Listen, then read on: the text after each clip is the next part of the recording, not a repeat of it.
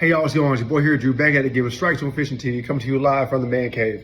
Shout out to Duckett Rods for sponsoring me. Just want to go ahead and put that out the way right now. Thank you, Duckett, and other various brands that I support. But Duckett is my number one supporter right now, so I want to make sure I shout them out. We got some big updates, guys, coming from Bassmaster straight out the camp. Man, they canceled co-anglers for 2025. That's not good. I mean, it's just, I have a straight negative reaction to that. I'm gonna tell you why.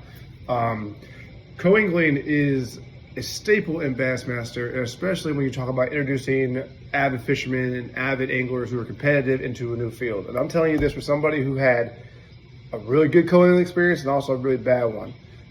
My good one is, I'll share the good experience first. My first Bassmaster opened on Sandy Cooper, which is mostly a shallow water fishery, I would say, at the time of year I was going, which was in March, which was the pre-spawn into the spawn, where we were able to get on cypress trees and attack all types of bass and catch some really high quality fish. And that was, as a co-angler, I had a great time. I think I finished in the top 15, cashed a nice check. It was awesome. My second co-angler experience was not so good. But again, my overall stance is that you cannot get rid of co-anglers on the Bassmaster, but I'm gonna share with you guys, both the positive and negative. Let me share about the negative experience. I fished on Lake, I think it was Lake Logan Martin, or Lake Martin, excuse me, in Alabama, just 2 months ago as a co-angler on the Open Series, and we were supposed to be on Lake Hartwell. We ended up getting switched over to Alexander City, which was Lake Martin in Alabama. And my day one experience was fantastic. I was 5th place after the first weigh-in. I was at the point where I was dialed in. I knew what the fish were going to do, and just from the back of the boat, I was giving my pro angler, I was giving him techniques and baits to use, and I gave him a square bill. I'll say this: I gave him about 5 or 6 baits because he wasn't having any luck, and I was culling the whole day, power fishing and fishing aggressively. And so, essentially, after day one, I was looking to say, hey, you know what? I'm probably gonna win this $17,000 and take home that trophy. And that's because I was dialed in. Because there wasn't anything that anybody could told me I wasn't gonna win. I was at the point where I was calling people like, hey, turn on the TV. I'm about to weigh in on day one and take the lead. And I was only a couple of ounces out of first place. And so that was my day one experience. Day two, which is the worst thing that could happen, I get on the back of this guy's boat. I'm not gonna drop his name, but I'm on the back of his boat. We're in 100 feet of water chasing individual bass.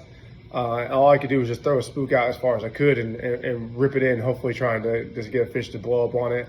I ended up catching 2 fish for that day, which means I didn't get a limit. I ended up finishing like 20th place and cost me thousands of dollars in winnings, but multiple thousands of dollars, because I'm telling you, I was primed to be in the top 3 at the end of the day, just because I figured it out and I knew what the fish were biting for the largemouth. And so I was really mad about that, honestly, for a little while, and it tainted my experience. But if I could do it all over again, I wouldn't give up on the co-angling experience. And so, with that said, Bassmasters should not get rid of co-anglers. There's no way. Because it's a separate tournament. It's a staple in the community for fishing. It introduces guys into becoming pro anglers. I wouldn't have had the confidence to jump to the pro side without being a co-angler first. Even though I've been boating for multiple years prior to my first open as a co-angler, there's a level of etiquette you have to learn at that level with pros. There's a level of skills you have to learn and techniques you learn. And experiencing as a co-angler, to me, it was a priceless entry into joining the pro side as a boater. And so I wouldn't have been able to build the confidence as a boater, or I wouldn't have been able to build the skills as a boater if I did not. And I'm not talking about the fishing part. The fishing part, I've always had that figured out. But it's like how to operate your boat in that tight traffic as a pro, that you just need to have that experience in and seeing it done firsthand. How to dock your boat around 250 other boats in a tournament that, every boat costs $120,000, and how to dock your boat without damaging somebody else's boat. That's a valuable skill that you just, that you learn from the pro side and going through that. how to weigh in, and learning that from pros. Like there's so many, and it's different from like your local tournament. And the only way you're gonna get that experience is by doing it. And when you can just take time to come in as a co-angler to have those small experiences, because there's a level of etiquette to it. And what you don't want to do is come into that game with no etiquette, and all their pros, and there's high tension because it's high stakes, and everybody's here at these opens, and you come in and have no idea how to weigh in, what line to get in to get your bag, how to park your boat in this level of traffic, where you go to stand in and dunk your fish in the water while you wait. All those things are things you go through as a co-angler and experience. That are priceless, and that's why the price tag, like $500 a co-angler, is worth every penny, even if you don't place, because the skills you learn the first 1 or 2 times you do it, it literally will set you up and change the way you fish, and that's both on the water and at the dock. And so for me, just to get rid of that is sending the wrong message, because it's really cutting a class of fishermen out of the game.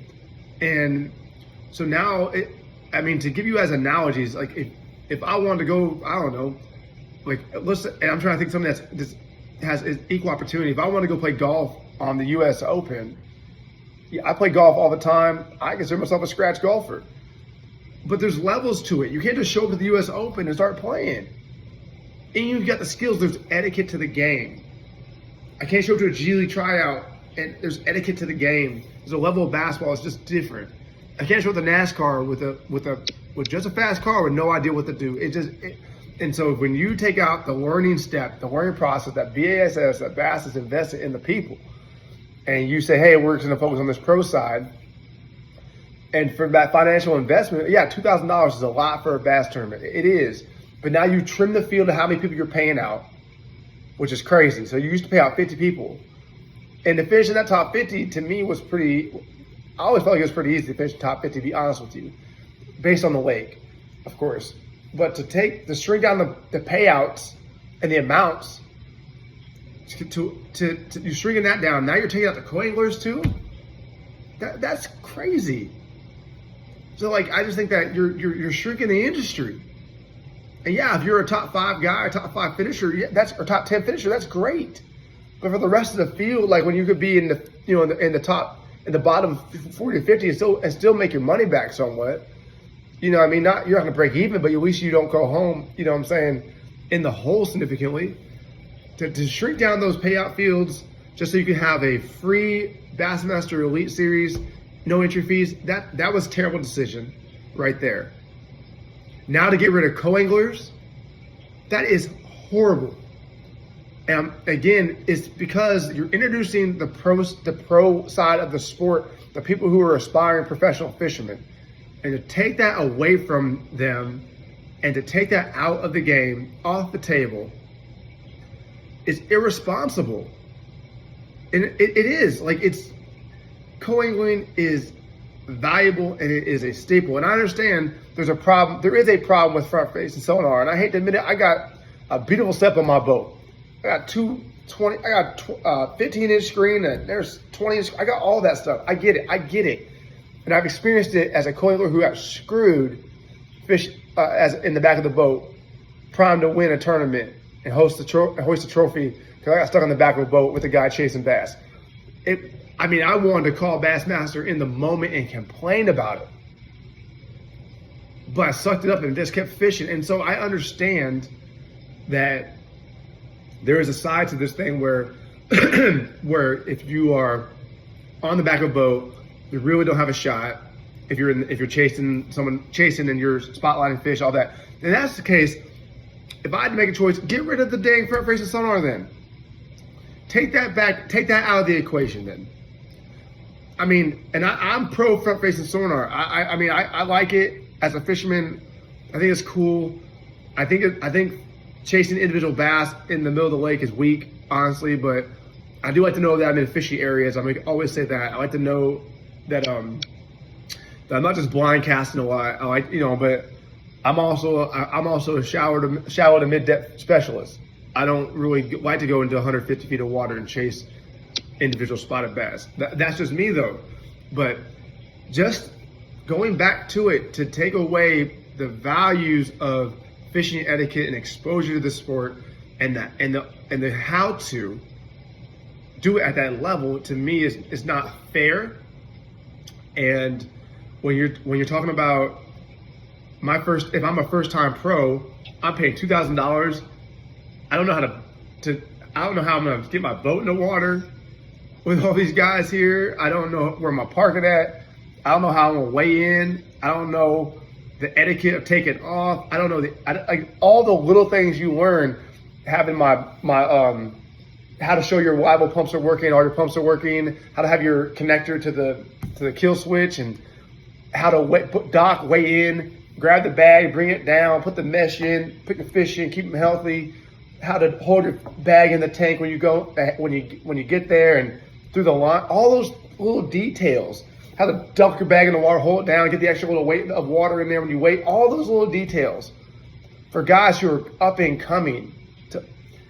Now the price tag to learn is $2,000, and you have to learn as the pro. And if you're going as a first timer, you're not gonna make no money. Not with them cutting the field down, and not unless it's your backyard and you've been doing it. And even then, you don't know because these guys are hammers out here. So with that said, Bassmaster, you got to bring it back. You cannot do this, and I just think it's totally unfair to the fishing population and to the guys who really take it serious. You got to bring it back. You cannot do this, Bass. I hope that you are locking into my video and seeing it, because this is not it. This is not it. And it's really going to turn the sport. You've now narrowed the field. You've reduced the payouts. And your suggestion for this year is that we're going to now have a free elite series. So Clark's Hill's coming up in 2025 next month. Guys have already registered. I mean, I know for me, I was not sure if I was a new pro or co-angler. I'm still thinking about it. Now it seems like there's no choice. It's just 2025.